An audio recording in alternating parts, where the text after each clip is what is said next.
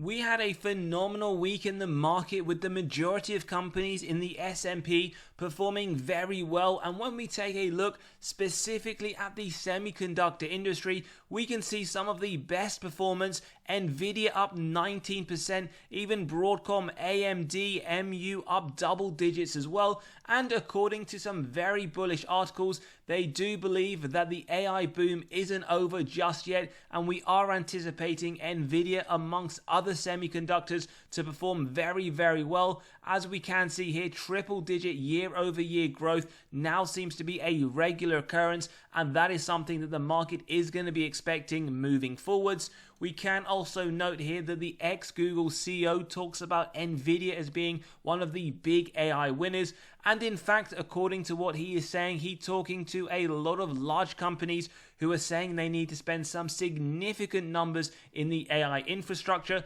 and believes that out of all of the companies, Nvidia will be the most to benefit. Now, when we take a look at this company as a whole, we do note over the last year up 186%, and in fact the drop that we have seen over the last month has nearly been recovered. It was down double digits, now it's only down around 1.4%, and we do note Wall Street still considers this to be a strong buy, although we can see both Seeking Alpha and Quant giving this a hold. Now today we're going to do a deep dive of Nvidia, a stock analysis, as well as run through our price prediction for Nvidia at the end of 2024 as well as the end of 2025. As we mentioned, phenomenal performance just over the last year. Let's find out how strongly we believe it can continue this upward run. Now, one thing that's very important to understand with Nvidia, they are going to be reporting their earnings over the next week, so something we will keep a close eye on. And we can see over the last 4 quarters, this company has beaten analyst targets, 100% track record over the last year. And just look at that over the next quarter, so what they are releasing, in fact, on the 28th of August, the market is expecting triple-digit growth to the EPS, with the subsequent 3 some strong double-digit growth. And ultimately, for a company that has a high forward PE, if they hit their January 2026 EP estimate, it will come down to around 33, maybe something that you could agree is a lot more reasonable for this company that is fast growing. And just to put it into context, the S&P right now does trade at around 23. Now, one thing that we will also understand from their earnings release when we do get some of the commentary, how in fact the AI chip reported delay will affect this company. Is it something that actually will take place? Is it something that is going to be for more than 3 months? And how much of an issue is it that this design flaw has kept these orders from being shipped out? So a lot more to understand from the earnings report, not just in terms of the numbers, but also moving forwards in terms of the revenue, as this was one of the highlights from the previous quarters. How Jensen did talk about seeing a lot of revenue for their upcoming chips coming into the numbers, which we will discuss later in the episode. Now, what we also want to take a look with this company is how does it compare to the sector? Now, we know this is going to be one of the leading companies in the semiconductor space, but how much of a premium are we paying? Well, first thing to note, in terms of the grading, it still continues to sit at an F. That is ultimately because the forward P of 46 is significantly higher than the sector median of 23, which means that is a massive premium you are paying in comparison to the sector. So right now, if you are buying Nvidia, you are paying a 95% premium. But the thing to take note from here is, regardless of which valuation method used, whether it's the price to sales, price to cash flow, EV to sales, Nvidia as a whole does trade at a richer valuation. Now, that is justified and warranted in some cases, and we do believe that Nvidia is one of those cases. For example, when we do look at the growth, they get an A+. Bear in mind, year-on-year growth, triple digits, 208%. The sector median sits at low single digit. Moving forwards, they are still anticipating massive growth, and the sector, whilst it has increased, only goes from 3.5 to 6.5. And one of the key indicators that we are looking at is their earnings per share moving forwards. It is anticipated over the next 3 to 5 years 37%, whereas the sector median, fairly high as well at 15%, but it is much lower in comparison to Nvidia. So these are things that you need to understand and bear in mind when you do look at Nvidia and compare it to others. There are reasons why they do trade at a premium. And in terms of the profitability, A+, looking very strong, 75%, sector median at 50%. Bottom line, this is probably one of the best we have seen, not just across semiconductors, but in terms of companies as a whole, and net income of the sector at 3.6 does just show that massive difference. In terms of cash from operations as well, absolutely phenomenal, probably the highest we have seen on this channel, 41 billion on a trailing 12-month basis, with the sector median at 95 million. Now, something just to understand, we do get it does trade at a high valuation, but if they can continue to hit those numbers that we will show later on, then this could continue to be a leader, not just in the AI space, not just in the semiconductors, but in terms of just the S&P 500, it could in fact go back and take that number one spot. Now, as a quick summary for this part of the analysis, one strong buy from Wall Street, a hold from Seeking Alpha, a hold from Quant, an F1 valuation, as we saw an A+ on growth and an A+ on profitability. Now, we also want to point out when we do look at others in the semiconductor space, we have Broadcom, Taiwan Semiconductors, AMD, Qualcomm, TXN. They have all performed very, very well. In fact, total return basis, so including reinvesting those dividends, Nvidia is the leader by quite some significant distance.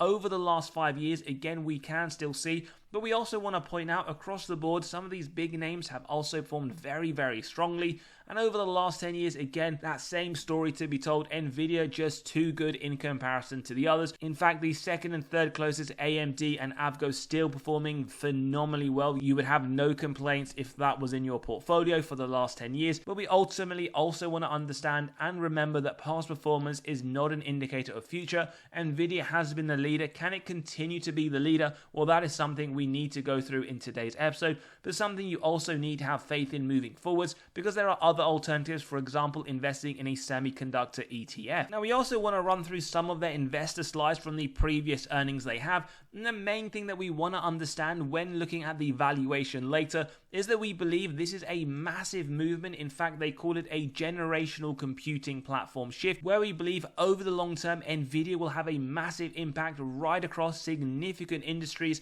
As we can see here, they talk about it themselves. They have the cloud service, the internet, enterprise autonomous vehicles, industrial digitalization. And what's quite interesting is they've gone through each area here and they've talked about how they believe that will affect them, how they will be able to capitalize on these opportunities. And it looks very, very interesting when you take a look, for example, at the autonomous vehicles and robotics. We've talked about it on previous episodes, but Elon Musk has been ordering a lot of chips, not just in fact for Tesla, but also for XAI. So this is something that we do believe over the longer term will help their numbers grow for Nvidia. In fact, we see receipts around $500 million in processors, which is something that Elon has been looking to use for XAI, but also Tesla. And it does, as we can see here, believe they will come into a major player of artificial intelligence, and they're expecting to spend heavily on Nvidia AI processors, something that they have already started to do. So we can see where this is moving, and interestingly, when we do look at their ecosystem, we can see it start to expand. If you just look at the growth over the last few years in terms of the developers,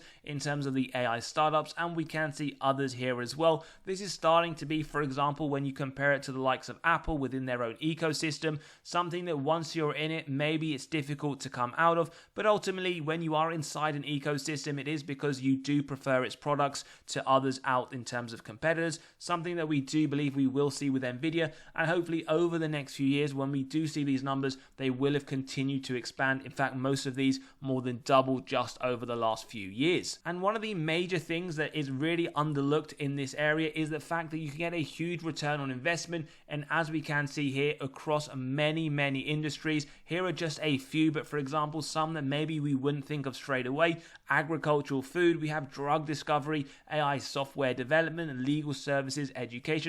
There are many areas that Nvidia will be able to penetrate, and something that we should be able to see over the next few years and quarters, not just in their numbers but also from the demand. Now, what's also very interesting as well is the generative AI, and they talk about something we just discussed, the important computing platform of our generation, and why we have really highlighted this, not just because they have 1,600 AI companies that are building with Nvidia, but the fact that when we take a look at an article from last year, now this has come from Bloomberg, they talk about this area in particular becoming a 1.3 trillion market, and this is really just over the next 8 to 9 years, and they see this growth at around 42% year on year, so compounded annual growth rate, And this is really important because we will use this figure when we come to do the valuation, so you can see and understand where we are getting the numbers, the inputs from. But very, very impressive at a 42% rate. This will really help propel Nvidia even further than the growth we have just seen over the last few years. In fact, over the last 10, as we saw incredible performance. And a few of the reasons why customers do go to Nvidia, well, we're going to point out here the major thing we can see is significant cost savings as well as energy efficiencies. In fact, previously you'd have 960 CPU only servers. Now it talks about for the same output, in fact, you can have 2 GPUs which are 25 times lower cost, as well as what we just said in terms of the energy efficiency. So there are reasons why a lot of demand, not just for these chips, not just for semiconductors, but why specifically Nvidia. And we can also note probably the most important thing, that a $1 upfront investment in any of these Nvidia products would translate to around $5 in revenue over 4 years. So ultimately customers are going to Nvidia because they can take those products and make profits out of them, and that is something that they do advertise, not just in terms of a lower cost for their customers, not just in terms of energy savings efficiencies, but also maximizing their revenue, which is, as we can see, not just Tesla. There are many major other companies like Meta, like Microsoft, that do significantly use a lot of Nvidia products, a lot of capital expenditure that we have seen in their numbers. One thing we talked about earlier was the delay in the chips, but what we really like to see is that Nvidia have a plan moving forwards. As we can see in 2024, the Blackwell GPU, they are having some issues, but hopefully we get a clearer understanding in their earnings, as we said, in around 10 days. Next year, they're talking about the Blackwell Ultra, 26 the Rubin GPU, and 2027 Rubin Ultra. Now, if you take a look at any company that you have in your portfolio and you look at their investor presentation, there are very few that talk about long-term visions, what they're anticipating in terms of their products and services, something that we rate very highly with Nvidia and their internal management. Now, taking a little bit of a break from this, we also want to point out we'd like to see insider and institutional movement, get some updates from time to time. Nvidia currently sits around 4.2% and around 832 million worth of sales over the last year. We have no buying over that time period, but we want to highlight a few things from this. Now, we see 313 million in quarter 3, so the more recent period, and if you go back pretty much every quarter over the last few years, bar maybe quarter 3 of 2022, we see insiders have been selling. So this isn't an occurrence that is out of the ordinary, and when we do take a look to see who these insiders are, in fact, the majority of them is CEO Jen Huang. In fact, on the 9th of August was his more recent sale, and we can see this isn't something that should be a surprise. It was in one of his recent filings that he was doing several 120,000 tranches of his shares, and the more recent one did net him around 12.6 million. Something that we also covered on this channel, and not sure if you're aware, but Nancy Pelosi, the famous US Congress member, did buy a significant number of shares, and as we can see here on the 26th of July, her average position at that point, $113.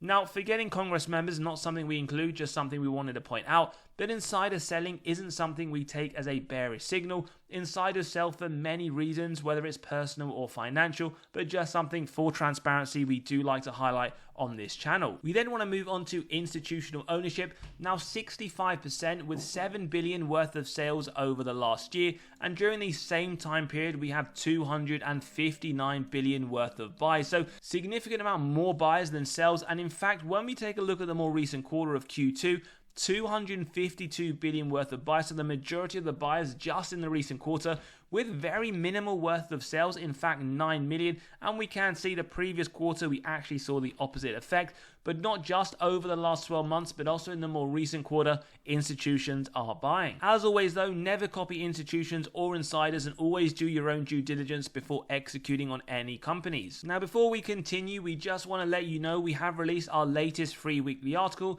If you want access to this or any others, it is completely free. You can click on the pinned comment below to sign up and read. We've also released our 35 undervalued stocks in August for your consideration, and we also run through those that are within our own portfolios and that we are looking to buy. As always, you can click on the pinned comment below to sign up and read straight away. So now let's get into the actual numbers, and what we do like about this company is the growth that we have seen not just over the last few years, but just in the more recent year. 27 billion in FY23, more than doubled into FY24 of 61 billion, and if you just look at quarter one where they announced 26 billion, if we extrapolate, so that is one quarter, so times it by 4 for the 4 quarters, they are anticipating around 100 billion to the top line revenue, which is absolutely insane.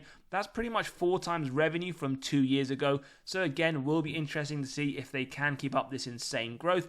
And another thing that I personally will be keeping an eye on are the margins. As always, high quality companies, they increase their top line revenue as well as their margins.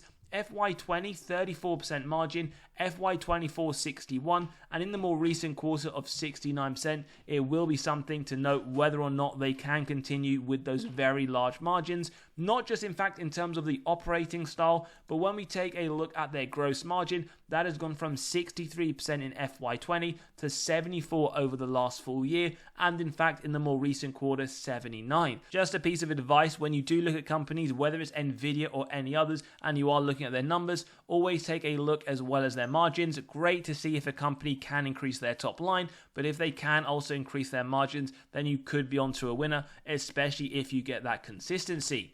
Then we also want to point out, we're going to run through this very quickly shortly, but just their free cash flows, we can see some very large growth, a little bit of inconsistency on a year-on-year basis, but again, if we extrapolate their FY25, that is 15 billion times 4, that is 60 billion. That will be more than their FY24, which is very, very strong. And ultimately, what we believe they will do, as we can see from their capital allocation, they will continue with those share buybacks, effectively returning excess cash to your pocket as an investor, as ultimately it gives you a larger portion of control over a company. And whilst they did say they plan to maintain their dividend, in fact, as we will come on to discuss, they increased it by 150%, something we do see them continuing to do as the quarters go on, if they do continue to hit those very strong numbers and those large growth that we have come to expect. Now, where's the growth ultimately come from? Well, it has come from the data center, as we can see here. This was 78% of their total FY24 revenue, and when we look at the compounded annual growth rate, it has increased year on year over the last 5 years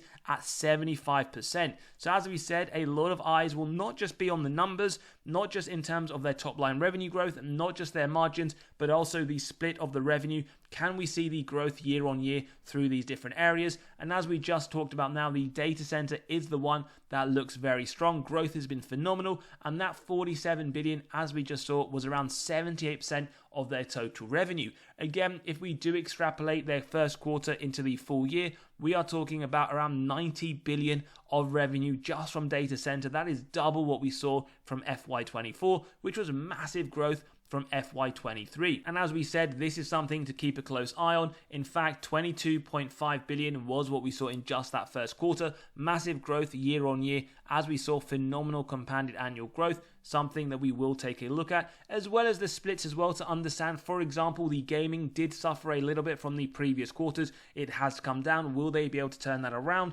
And whether or not the reliance will continue to be solely on that data center moving forwards. One of the final things that we do want to point out is moving forwards, as we discuss the different areas, but they've also added some numbers. They believe the gaming industry will be worth 100 billion, autonomous machines 300 billion, and data centers, as we can see, two of the largest ones. So lots of bullish signs if they are able to capitalize on these opportunities, but a lot of articles have come out, like we saw Bloomberg, but also PwC, that they believe this industry as a whole will grow at a very rapid rate. In fact, over the next 10 years at a bare minimum. We also want to just show you here visually, if you want to see the numbers in terms of their growth over the last year.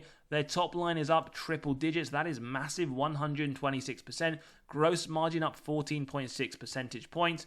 Operating income up 311%, and EPS up 288. So very interesting to see what numbers they will report, not just for the next quarter, but also for the full year of FY25. Now, a few things to note. We're just going to run through this very quickly, but their dividend is very safe.